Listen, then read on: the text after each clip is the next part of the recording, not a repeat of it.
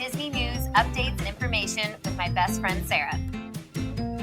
Hey, we are best friends and huge Disney fans coming to you from Texas and Florida.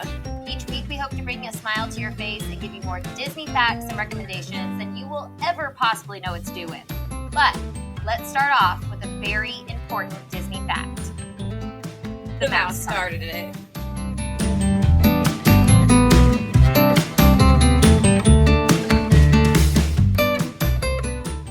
Hi, everyone.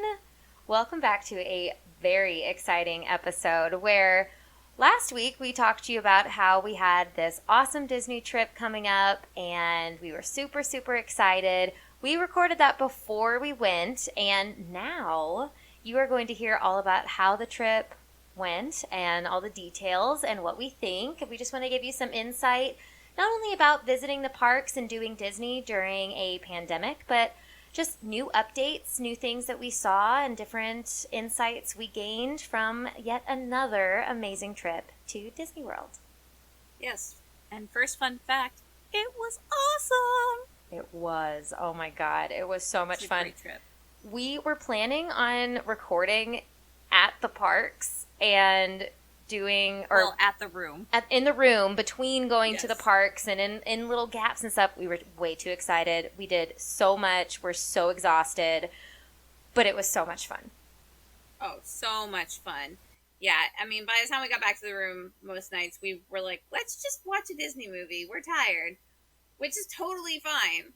But yeah, we definitely had some grander plans that didn't come to pass. I think we need like one extra day where we could have just sat in the room and done nothing except for record. Exactly. So we had a great time. We got our Instagram and our TikTok going. Pretty exciting on a bunch of those videos. So we have a whole bunch of material on both of those platforms coming your way. But let's get to some of the exciting stuff. So we got in to the Magic Kingdom. Yes, I squealed and was super excited. And we got all the videos of going through the gates.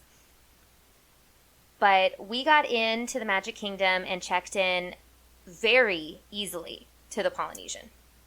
Yeah, so okay, we were staying at the Polynesian, and what is really cool right now, because of COVID is not cool, not what I'm saying, but one of the measures that they've instituted is this contactless check-in, which is great. So you can check in online, and then as well as on the My Disney Experiences app, which is great. And then what they do, which is similar to what they've always done, is they text you when your room is ready. Well, our room was ready at like 8:30 in the morning. We got there, went straight to our room, and used our phones and the My Disney Experiences app to actually let ourselves into our room. So we didn't have to talk to anyone. We didn't have to go to check-in, which right now with the Polynesian is really nice because it's under construction. So they're not actually doing check-in in the main building. They have it in one of the side buildings, and obviously that makes it a little more difficult for everyone, I'm sure. So using contactless check-in was just so much smoother. Exactly. And using your phone to get into the room was easy. It was so nice. And that app, that Disney Experiences app, has been fantastic. It really has had a lot of improvements in the last few months, and we had no problem using it. It has all the information on your plans. It has all of the rides that you were on, all of the pictures. I mean, it has a lot of information, and you're able to follow it pretty easily as you go through your whole Disney experience. So we got into the Polynesian room. Gorgeous room. Yeah. Shout out to the Appleyards, the fantastic Mr. and Mrs. Appleyard, because they gave us such a cool room. Thanks, Mom and Dad. Yeah, it was an awesome room. We had a beautiful view of the lake, and we could actually see the castle all lit up at night, every night when we came home. It was an absolutely spectacular room. Not to mention, we love the room because it also has a rain shower. It's pretty big. There's multiple places to sleep. Like, you can fit 5 people in there. And you get 2 bathrooms, which is really, really cool. You get one that has a shower and a sink, and another that has a tub shower combination sink and toilet. So you can really accommodate a lot of people in just a studio room. Yes, and if you have multiple people who take longer to get ready, or maybe you have multiple people that want to shower in between different parks and plans and things like that, that room is fantastic. It really covers all sorts of different accommodations. Fantastic. We loved staying there. Absolutely. So then we went to the Wave, which is in the Contemporary. Now, Yes. we did mention that the Polynesian is undergoing construction. So we will talk about a little bit of different things that we had to do because there wasn't access to the monorail, which we realized there were a few people who were very frustrated with that. We found super, super simple ways to get around to the parks, to the other resorts, even though we didn't have direct access to the monorail in our resort. It wasn't that difficult. Yeah, we struggled, so you don't have to. Yes. So we made our way over to the Contemporary roundabout. We got there. We, I think, took a bus that morning to Magic Kingdom and then walked from Magic Kingdom to the Contemporary, which was a 4-minute walk. It was nothing. And we made our way into the Contemporary, which the Wave is on the same floor as check-in, so it is right where the bus will drop you off. If you get dropped off by the monorail, you actually have to go down a floor, so that way you can get to it. And the Wave is fantastic. It's so cool. It's this like funky 60s, 70s type restaurant with amazing food. And it's not on the main floor, so it's not necessarily something you would see when you first come in on the monorail, but it is definitely worth going to find and going to because the food is absolutely phenomenal and the service was just great. Yes, we enjoyed our time there. The food was, like Sarah said, phenomenal. We had a really fun time. We went for our double birthday. So we were about halfway between Sarah's birthday and mine. I have already turned the crazy age of 30, and she's right behind me. So Lord. We got birthday cupcakes, though, at the Wave. That was so sweet. We did get birthday cupcakes. And guys, if you want to see Sandra stuff the entire thing into her mouth, go over to our TikTok and check it out. It's up there, and apparently it's one of our best videos. Shameless plug, and oh my god, I hate that I showed you that in high school. So this has been something. But I love it so much. Oh, this has been something that haunts me, but I do willingly. And yes, I love shoving cupcakes into my mouth. I never thought I'd say that, but I do. It's the weirdest thing to say, but it's also absolutely hilarious. So, real quick, our TikTok, it's just at the mouse started it _ between each word. Easy to find. Go check her out. It's very funny. Oh, man. So, we ate those cupcakes. Yes. So fast. I ate them fast. And then we decided to head on out because we had a day at the Magic Kingdom. So at the Contemporary, it's super simple, like it is at most of the Magic Kingdom resorts. You get your monorail, it goes all the way around. It'll stop at the Transportation Center, usually the Polynesian, and then the Grand Floridian, and then the Magic Kingdom. So you go all the way around from the Contemporary, but it is a quick ride, super simple. You show up in the Magic Kingdom, and let me say, we won't go over it every single time, but when you go in and out of the parks, in and out of the resorts, and in and out of the restaurants, you get a temperature check, you get a bag check, not into the restaurants, but you do everywhere else. And as much as that might seem like it's a hassle or it's an inconvenience, it was so streamlined. It was so effortless. It really was. We were never waiting for our temperature check or waiting for a bag check. It was super fast. They had lots of people there to help accommodate, and we never felt like it was an inconvenience or delaying our plans. Disney's doing it right. If you are someone who is concerned about the pandemic, which many people are, and rightly so, Disney is keeping everyone safe. If you are someone who would just like to escape reality like we do and not focus on all of the drama of the real world, it also allows for that because we felt safe. It was easy. Nothing was a distraction or a delay from our Disney magic. No, it was so easy. Like she said, temperature checks, bag checks, you go through a metal detector, everything. But it was just so fast and easy. You really don't realize you're doing it. Not to mention, on top of that, there is hand sanitizer like every 10 feet, and it's right before you go into any building, right when you come out of any building, right when you go onto any ride, in the middle of the lines of the rides, and then when you come off the ride, there is literally no chance for you to not clean your hands every other second. So if you've touched something, you can immediately go use some hand sanitizer. It is great. They really did take all of the precautions. Not to mention, on top of that, if you want to go shopping, there are now designated entries and exits. No longer walk in willy nilly wherever you want, which may seem like a hassle, but it really isn't. It honestly streamlined it so that everyone kind of has to move in the same direction, and it's a lot less likely that you're going to be like a fish swimming upstream. Yes, and I admit, as much as I love shopping at Disney, I do get that feeling a lot where I feel like I'm going against traffic, or I'm definitely going in the wrong door and I didn't know. And we didn't have that at all. It was super simple. You find the entrance, cool, and then the exit makes sense because that's the direction everybody's moving. And yes, it was actually kind of nice that there was an entrance and an exit.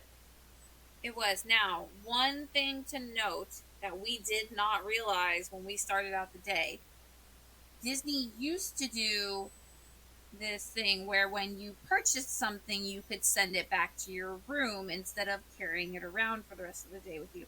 Obviously, right now, because of COVID, they are not running this. So, unfortunately, we both bought some gifts for ourselves at the very beginning of the day and then had to carry them through the park for the rest of the day. It was fine, not a big deal. But if you don't want to be carrying around a million things all day long, note down what you like and come back at the end of the day because they are not currently running that service. Yes. Now, they did say it will most likely come back. They just aren't sure when. We talked to a couple different Disney employees, and it is an amazing service. It is fantastic that Disney does that for you. It makes shopping so much easier. But like Sarah said, it does make sense why they don't have it at the moment. And as long as you remember to shop at the end of the day, super easy. Yeah, and if you don't remember, then you didn't need it anyways. Yep, exactly. You might need it, but you just have to go back. Yeah, exactly. Go back. It's a great idea. Oh, you know what we did next? We did the thing that we were supposed to do every single time we've gone to Disney prior to this trip that we never did. Oh my God, y'all, you won't even believe this. The mission of get Sarah a Dole Whip is finally complete. I got a Dole Whip. I have documentation of every step of her getting in line, of her going to the window, of her ordering it, of her paying for it, eating it. And then literally shoving it in my mouth. I didn't even use a spoon. I'm pretty sure I just went, what? And put it in my mouth. It was so good. How did I not have this? There you have it, everyone. I'm about to turn 30, and I had not had a Dole Whip. Exclusive content right here. Sarah had her first Dole Whip and loved it. First one. I did. I loved it. 10 out of 10 would recommend. I'm so glad. I know. I did the swirl. It was great. I loved it. It was like eating a creamsicle, but with pineapple. I know. It's classic. I'm so glad that I got to help you experience your first Dole Whip. I need another one, already. I know. I need another one. We were busy, and now, because of the pandemic, you cannot walk and eat or drink. So there is a slight, hitch in our usual plan. We love to snack and walk and snack in lines, and that's a big part of our Disney trip. So that did limit a little bit of our snacking, which we eat so much at Disney. I think it was probably okay for us, but you do need to remember that if you have a drink, especially an alcoholic one in other parks, which we'll get to in just a minute, but if you have something that you would like to eat or drink and enjoy, you do need to stop, just take a load off and just relax while you finish eating it before you get up and walk to a different ride, or if you walk to a different section of the park. One of the Disney employees will very, very nicely stop you and ask for you to put your mask back on and pull yourself over with your party to the side and enjoy that beverage or food item, which really wasn't that hard to do. There's so many different places you can No. sit, and there's so many places you can stop. It was not a big hassle for us. It wasn't a hassle, and honestly, it makes you take a few seconds to just sit and relax, which I think a lot of the times people are just go, go, go at Disney. I know we are. So it was kind of nice to actually, like, grab something and sit down and, like, kind of figure out where we wanted to go next and Yep. take a breather. And it was nice to take masks off, to eat something because it was hot out. So definitely not a rule that I hate. Obviously, we love to munch and walk, but this was kind of nice, so I didn't mind it. Yeah. So we went on a handful of rides at Magic Yes. Kingdom. Before we get to our lunch plans, which were phenomenal, we did go through, we went, when you walk into the parks and go through Main Street, which is where we were shopping, you go left when you are getting closer to the castle, and you go into Adventureland. Adventureland. So we started off with Pirates, right? We did start off with Pirates. So we went in, got me a Dole Whip, ate, and then as we were walking through Adventureland, we noticed that the line for Jungle Cruise is actually really, really long. So we were like, okay, we'll come back for that one. And we kept going through Adventureland and ended up at Pirates. And despite saying, I think they said it was like a 60-minute wait, you could tell the line was moving, and we got in line, and that line was no more than 10 minutes. Exactly. So I think a lot of it is they are overestimating the line times. We found Yes. that in 95% of the situations. It would say 45 to 60-minute wait, and at most it was 20. But I understand why they're overestimating it. They want to make sure that they do keep their lines short, that they keep everyone moving, that there aren't any big hang-ups or big crowds. But it was efficient. I think we ran into maybe 2 or 3 rides where we stopped and didn't move for a fraction of time. For the most part, we moved. We moved through every single line, and we really didn't have a lot of wait. And Pirates is just one of those that it's a hit or miss on that line. You either just slide right through, or you are in that line for a very long time because it is so popular. Yeah. We definitely got in at the very right time because we ended up walking by a little later and the line was like down the road. So we got in at the right time. But again, it moves because the line looks really long, but when you actually factor in the fact that you're all 6 feet apart, or you're supposed to be 6 feet apart, and 99.9% of every group was 6 feet apart, which was really nice, then yes, the line is going to look extremely long, but it moves. And what was really cool is when we did get onto the ride, we were in the first row, and then the 2 rows behind us were empty, and the next party was in the 4th row, technically. So there was only 2 parties in our boat, and I think this works for multiple reasons. One, it's just nice having a little bit of elbow room and not being squished into the boat with like 1,000,001 people. But also, I think loading the rides at lower capacity is easier because you're waiting for less people to sit down and get situated. Yes. And as for the 6 feet apart thing, we do admit we saw a handful of people that decided they didn't want to socially distant, but I saw every single one of them get spoken to by a Disney employee. Yes. So it really was all very nicely done. It's the signature Disney move to very nicely pull someone aside and say, hey, you're breaking the rules. And it was all handled very seamlessly. And there wasn't anyone that made a fuss. And I think it was just because you're in the magical world of Disney. And it just made everything really smooth. Like Sarah said, we were one of 2 parties in this boat with 2 rows between us. We found that in most of the rides. Most of the rides we Yes. were very separate, or there were dividers that made it so that we were all separate. And in certain situations, I kind of hope that they keep some of it because it was fast in loading and unloading, and it was very quick in getting everything organized into the rows. Now, granted, when the capacity goes up higher, it won't be 100% doable to keep everyone that socially distant in the ride. But the efficiency of it, I'm hoping, stays because that was very nice. Yes. Yeah, it was very efficient. Very efficient. So the next couple rides we went on Haunted Mansion, which you are just kind of sped through that line. You don't get to experience as much of the pre-ride as you used to, but that is also just Disney construction. There's a little bit maintenance going on. But then when you get to the ride, you have your own little car, so that was pretty much the same. Once you get past the stretching room, which obviously cannot be done for social distancing reasons, it's the exact same ride you've always loved and ridden. You know, you don't need to be separated. You all have your own dune buggy, and then just enjoy it. I will say we both noted the fact that I think it was a lot darker inside. I really do. I don't think it was just our eyes adjusting. I think they made that ride just slightly darker because there weren't area lights and it just seemed very, very dark, and the contrast was fantastic. So we're not complaining about it being darker. Yeah. We loved it. It was great. I know for a fact that normally I can see the other dune buggies when riding that ride, and this time I couldn't. It really felt like it was just us going through this ride. Yes. Which, again, not complaining. That was great. Loved it. Agreed. We also went past Splash Mountain. We did not do that ride this time. That was very popular because of how hot it was outside. So we went just to the other side of Splash Mountain, and we got to have a great, great ride on Thunder Mountain. Yes. So. That was so much fun. Also, such a fast line. I think they said 45 minutes for that line, and it was like 20 tops.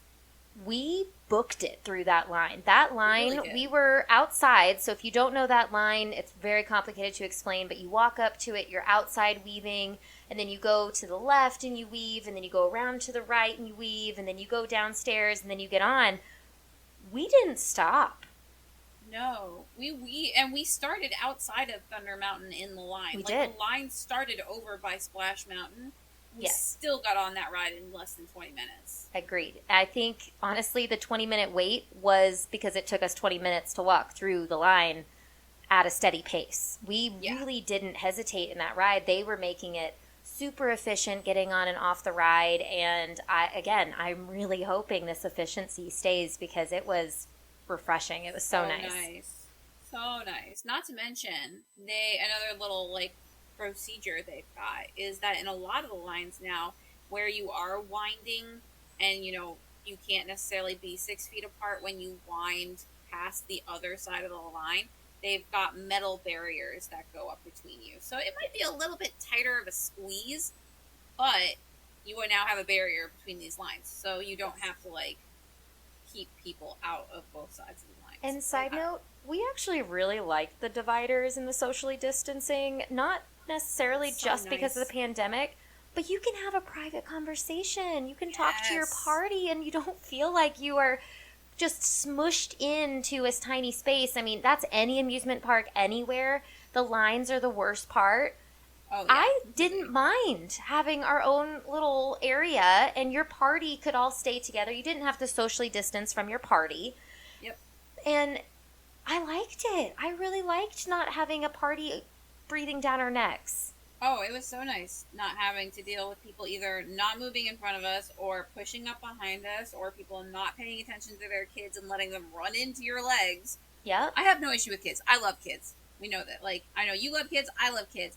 But when you're in line and you start walking and you're letting your kid run rampant through the line, not the most, I don't love it. Not a fan.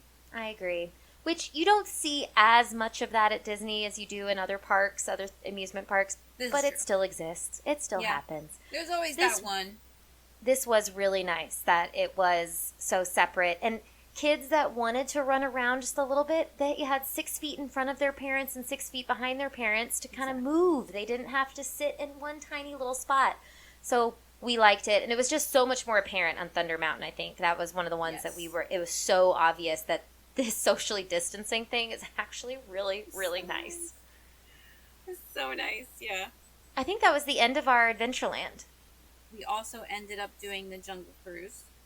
We did. That line was a little bit longer, but it did move, so you weren't stuck in one place for too long. And then at first, we thought they were not social distancing on the boats. What we came to find out was, yes, they weren't social distancing, but they were using barriers between the seating to make sure that you weren't actually right up against someone without some kind of barrier between you. And there was no climbing over another party or sliding past another party. It was the first ones that got on the boat, you move to the farthest spot, and then the next group is the next spot. And then when you disembark, you are going in the opposite order. So even though there wasn't a social distancing per se on the boat, we never crossed paths with another party. We just were in different cubicles on the boat, but they're all clear. So we didn't miss any of the sights, any of the views, and it didn't really seem much different. I didn't mind not having to climb over people or slide past people. That was kind of nice. Me neither.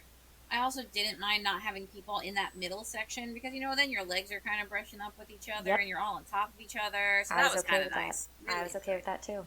Once we were done, we got to go to lunch, which was so good. Oh my gosh, guys. A hidden gem. I mean, some people may have seen this restaurant. You may walk past this restaurant. You may have heard of this restaurant. But you don't understand. This is a hidden gem. We walked up to the Jungle Navigation Skipper's Canteen, and when you're checking in, the smells coming from this restaurant are heavenly. Yes, oh my God. Good. And we weren't even that hungry. It wasn't like we were so hungry that it was like anything will smell good, because you do get to that point sometimes. No, we had just had a Dole Whip like an hour before. We'd had a big breakfast. We had our birthday cupcakes. We were good, but yeah, we were ready for lunch. No, those smells, it was so delicious. So good.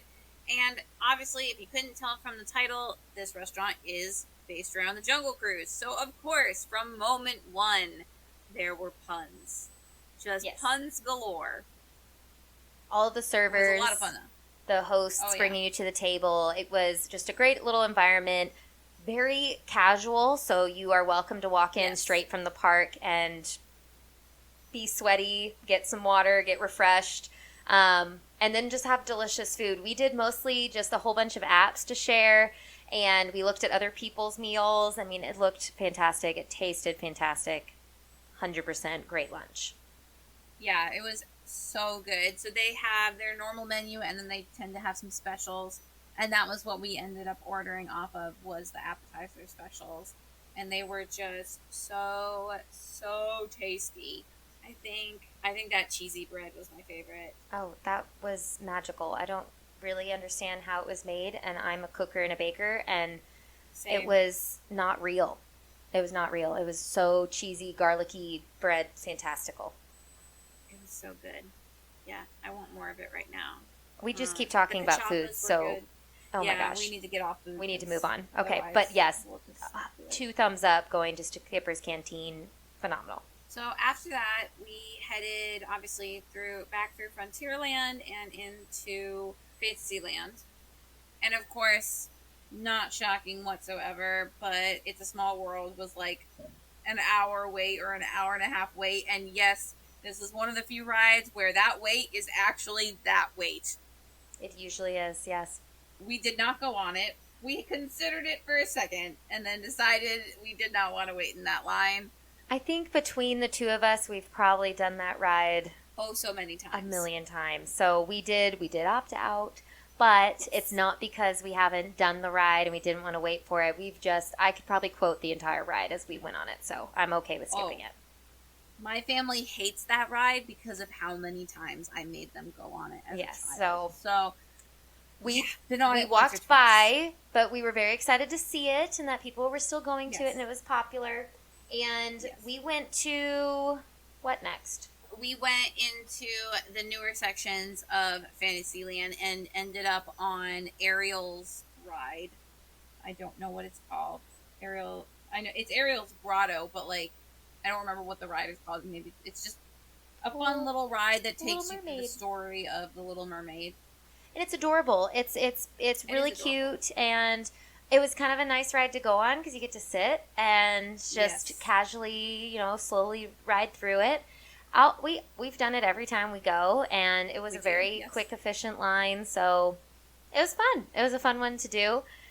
We then, unfortunately, went to the most inefficient ride, and this is the only one I will complain about because everything else was absolutely fantastic.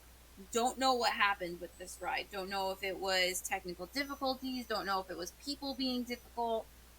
It could Snow have White's been. mine carts. It could have been all the above. It could have been all of the above, and we saw some ridiculousness going on in the line with families and things they were not supposed to be doing. Mostly, and not. We don't want to be very obscure, but we also don't want to point fingers at people. But when there is a very, very nice Disney employee at the entrance to a line that is clearly telling you you can't hold spaces, everyone in your party needs to be waiting in the line, and no, you cannot go get ice cream and pass them out to everybody because you are not supposed to be eating and drinking in lines right now due to the pandemic, due to these mask protocols, due to the safety of everyone. When people go against those policies or do not listen to the very nice Disney employee, we 100% understood how flabbergasted, to put it nicely, the employee was. And yes, so there was a little bit of ridiculousness in the line, but we made it. Yeah, we made it. But that was like over an hour wait. And again, there's no way that one or two families doing those things made it an hour wait. It was probably a multitude of factors that had it be this way. It just happened to be one of the longest waits of our entire trip and the hottest. So, made it a little less, nice than all the other ones. But it was still fun. It was good to go on it. Loved the ride. The ride is fantastic. Yes. It's definitely more of the roller coaster side of things, and I'm partial to the roller coasters by far. We had a great time. So, yes, it was a little bit of a hotter wait. We would love to recommend to Disney to add a couple more fans into that line, especially in the outside. All the fans. That would have been nice, but we made it. We made it through the line. We made it through the ride. Awesome. And then we kept going. Then we kept going to our favorite ride. Oh my God. The ride that I have dreams about. I love Space Mountain. Yes. I love it. I love Space Mountain too, but I know you love Space Mountain like a million times more than even I like Space Mountain. I cannot stop talking about Space Mountain. That is what gave me my love for roller coasters, is Space Mountain. She literally has a Space Mountain t-shirt from the 90s. I do. And I wear it very proudly. And I received a lot of compliments on it, actually, while we were in the parks. You did. Yes, you did. I was very excited about it. Of course, you wore it to Epcot, which was really funny. I did, but we will get to why I didn't wear it to Magic Kingdom. We'll get to that. Yes, we will. We'll get to that. But the Space Mountain line, I mean, I've been to Space Mountain, even on a busy day. That is one of the most efficient lines. Space Mountain, as long as the tracks are good and there isn't any shutdowns, that line moves. It always has. There can be technical delays, which is the only reason why I've ever waited in that line for a really long time. But they are quick. They have a lot of different cars, and we were in it maybe 10 minutes, maybe. Yeah. So we went in. So short.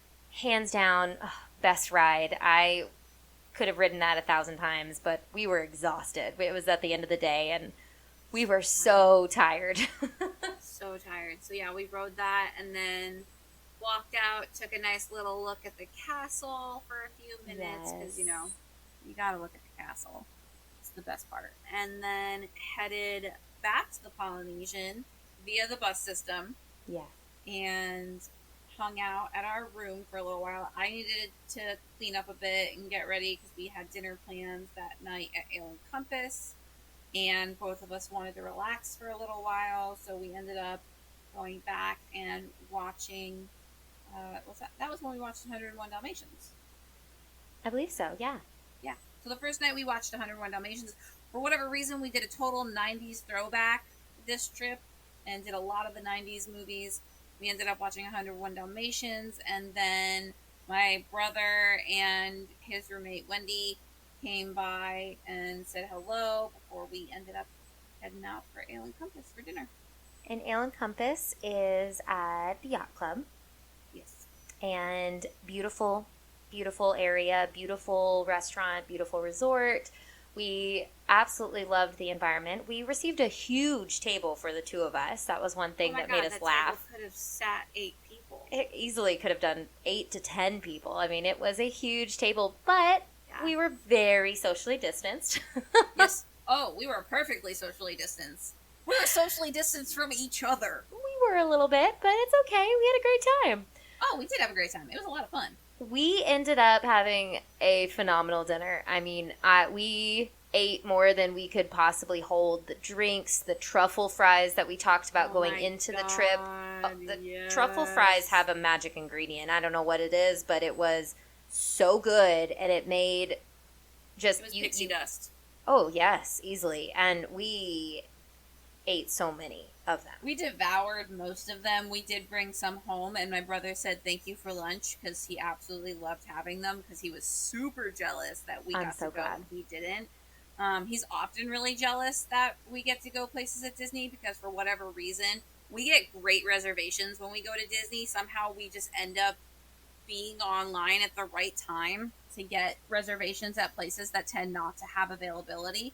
Not saying that that is Ale & Compass, but somehow we tend to get really great reservations, and so he was very jealous. So we ended up having some leftovers of not only the truffle fries, but I had some leftovers of the beef short rib, which was highly recommended to me by my brother, and he was not wrong. It was so good. Ale & Compass, 2 thumbs up.